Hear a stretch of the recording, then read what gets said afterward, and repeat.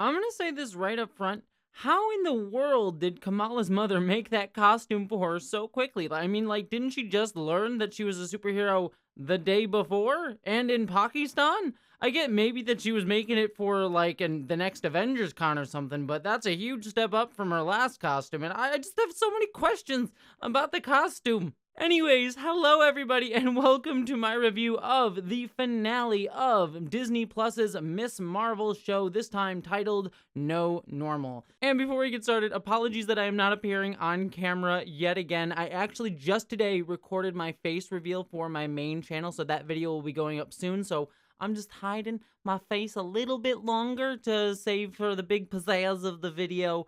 So stick with me a little bit longer, but I will appear on camera and you'll finally see my face. It is coming. I literally recorded. I just have to edit it. So that is in the works. But for now, you're just stuck with my voice. So let's talk about this episode. This was a much stronger episode than last week's, at least in the terms of the main plot department. While last week's episode, I did enjoy the flashback stuff and the fleshing out of Kamala's family history. I thought that was all pretty decent. The actual main thrust of the plot really frustrated me, to be frank with you, just with the fact that we dealt with the clandestines so quickly, and I felt that there was that sense of finality. I saw some people in the comments saying like, oh, maybe she'll come back next episode. I'm like, no, I think she's dead, which really made her character, the villain character, feel like such a waste. And so I was really kind of low-key just disappointed going into this episode. And honestly, this one picked it up for me, and I don't want to say like it knocked it out of the park, but this was a much stronger finale and a good way for this show to go out. And it kind of reinforces in my brain that I really think that they should have stuck with one or the other story, either have damage control or the clandestines be the villain and stick with that. I think either of them could have worked.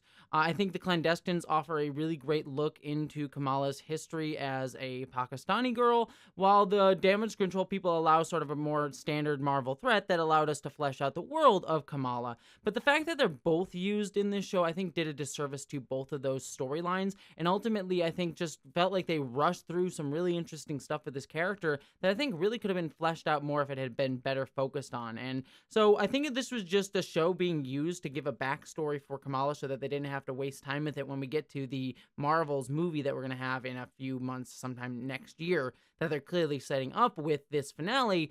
But honestly, I'm just disappointed because I like Miss Marvel as a character. I'm just sort of disappointed that we're kind of wasting a bunch of really interesting story beats. But that being said, it is much better here in this finale. This finale is kind of a standard paint by numbers Marvel ending where we sort of have a big threat and people fighting each other and punching in a big action finale, kind of like we've seen in pretty much every single one of the Marvel MCU TV shows. So as a result, I don't have a lot to say about it, but there are a couple things throughout here that I did enjoy that I thought it made this at least stand out a little bit and make it work for a good finale to this show. Like, for example, I do really like when Kamala comes back home, she sort of comes out essentially to her family. It did have that sort of coming out energy. And I did like all the family just being supportive of her and saying, like, we already kind of knew. Again, the scene just had that, like, gay coming out vibe to me. And I know that that's not an exact one-to-one. There's a lot of other stuff that would need to go on to that. But just the family being supportive and kind of already knowing, it just made me have that sort of vibe and feeling to it. And so I will always be endeared to this family just for their instant acceptance of her using sort of a superhero metaphor, which kind of plays into something we'll be talking about in just a little bit that they might be setting up towards the end of this episode, so we'll talk about that when we get there. But I did enjoy that, and I did enjoy Kamala's mother being supportive, giving her a really nice costume that apparently she just had lying around. Again, the costume's super nice, and I'm like, if that was her trying to make up for the Avengers Con thing, Mother went out of her way to make the costume super, super nice for her daughter. So I thought we'll let it slide, considering it's just a Marvel convenience to get her costume. The other thing that I did like is I did like seeing Kamala's religious community at the mosque all band together to protect Kamran. And when the damage control agent shows up, I forget her name. She's ultimately kind of forgettable as a character. She's just sort of like, I'm an agent. I did like that they already had all their IDs ready. They knew how to slow down the agents to protect people. That sort of goes back to the discrimination that many Muslim people have felt since forever in this country, but most especially since 9/11. And so I like that they kind of knew how to turn the tables and waste her time in order to protect Kamran. I thought that was great. One other thing too with the agent, I had mixed feelings on the first line of the episode, but I'd probably pass this off to someone who is from a Pakistani background to talk about it more. But the agent at the beginning of the episode, when she's after Cameron, she says, "This is what happens when the wrong people get powers," and then she quickly corrects herself to say, "Oh, I meant kids." And I'm like, I almost wish that that had just been a line that she said, and we didn't get an explanation of it. That it could have been read as kids, but if they're gonna really go for this like pseudo racism, police control, FBI federal control over Muslim people that we saw after 9/11, if they're really gonna lean into that, honestly, just lean into it. And you can have the sort of thing that was like, oh, maybe she meant kids, but if you leave it in the implication, I thought that would have been stronger. Otherwise, it kind of feels like they're not doing it all the way. Then again, maybe me arguing for a character to be overtly racist is probably much, but I thought it would have had a stronger message. I did also like seeing Bruno and Kamran working together. I thought that was a nice sort of continuation of their relationship. And then Bruno later on the episode, when Kamran and Kamala hold hands, and Bruno sort of accepts it and says, okay, I like that turning around of his jealousy. I hate jealousy storylines, so to finally see that put to an end here, thought that was great. Everything else with Kamala coming to save them, I thought that was all pretty standard and fine. I will say the animation of the plan and them putting together stuff, that was all a lot of fun. I enjoyed seeing the return of that animation because we kind of lost some of that animation style as the series has gone on. One thing too, I will say is I didn't really like the random TikTok girl and then Kamala's brother randomly showing up. I mean, I get it. I like seeing that she has a team of people that support her around here, but they clearly were just sort of like, and we're here now. And I'm like, okay. I guess this girl who I didn't care about is just here. I mean, Kamala's brother works a little bit better, but the TikTok girl does not work at all.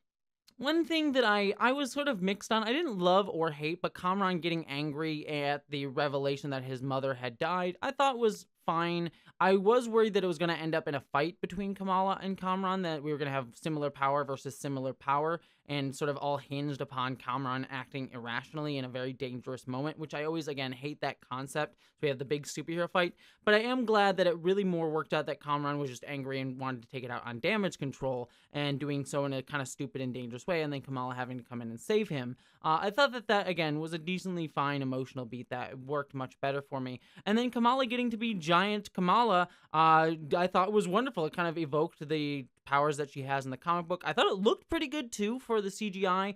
Many people have been down on a lot of the CGI in these Marvel shows, and I certainly agree. But given some of the information that we are learning about the massive crunch that many CGI artists are under at Marvel, there was a recent article that went around about the fact that it was just really harmful, the amount of work that they put a lot of CGI artists under at Marvel. I'd rather people be healthy than necessarily good CGI, and I'm kind of upset at Marvel for that, so it's something we should call out. But that being said, the CGI here I thought was pretty good, and I liked what we got to see, and they used it pretty tastefully.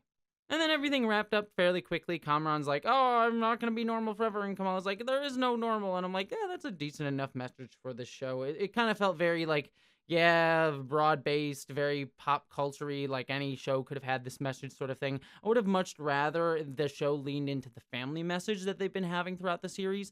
We didn't really get a sense of like family in this final action beat, and I would have much rather that, like maybe Kamala saying, you have a family with me, Kamran. Just that has been a recurring beat throughout this show, and I think they kind of had a miss when they didn't really lean into it here in the action beat finale. We kind of get it towards the rest of the episode and everything going on with Kamala's family elsewhere, but here I thought that was a missed opportunity to really tie together those threads. So it works fine, but I don't think it was as strong given the thematics that this series has been working with so far. Because maybe in the comics that was Kamala's thing, that you didn't feel normal, but in this show, I don't really feel like that was her biggest through line. I think it was a lack of family support was her biggest sort of through line that she needed to deal with, and so it kind of felt a little bit like a wasted opportunity. That being said, I did like the wrap out with Kamala's father and her getting her superhero name Miss Marvel. I thought that was very sweet, and him sort of passing on the kind of Uncle Ben equivalent advice of if you save one person, you save the world. Very kind of cliched advice, but very sweet and very nice, and I thought the moment was wonderful, and I love the dad just getting kind of wonder eyes at her having powers and him going magic. That was very sweet. I think the strength of this show has consistently been Kamala's family. I adore them and love them, and that is at least a strength towards this finale. But then, at the end of the episode, we do get two last quick scenes. I'll talk about the second one first because it's very simple. We get Brie Larson showing up as Captain Marvel. Very cool. Nice to see her. I'm excited to see what that's going to mean for the Marvels, which we'll be getting sometime next year. But the more interesting after credit scene is the one we get all three of our main kid characters together, and I loved their chemistry, and I hope we get to see more of that in the Marvels because they work together well, and we didn't get enough of that in the show because we kind of split Kamala off for a decent chunk of it. So would have liked to see more of that in the show, but we do get Bruno saying, "I checked out your family history, and there's something different about your genetics, and there's a mutation in your genes, which leads me to believe that they might be setting Kamala up to be an X-Men." Which is fascinating to me, considering in the comics, Kamala is actually an Inhuman, and the Inhumans in the Marvel Universe, the MCU, were set up as a replacement for the X-Men. So it's all just coming full circle here. They're just gonna make Kamala an X-Men instead of an Inhuman, and I think that that's kind of hysterical, given how much the Inhumans fell flat in as a show. And so I think that that's kind of funny, but it's a nice little setup for the X-Men. And that kind of goes back to what I was talking about Kamala being having kind of a pseudo coming out with her family, given that the X-Men, at least in movie form, have definitely been used as a queer metaphor in a lot of cases, especially in X-Men 1 and X-Men 2. That was definitely the case. So I think extending that metaphor here, I think, is an interesting usage of that. So I thought that that was kind of interesting. So I'm very curious to see how they're going to might be possibly setting up the X-Men here. Maybe they're setting up an Inhumans too. Am I right?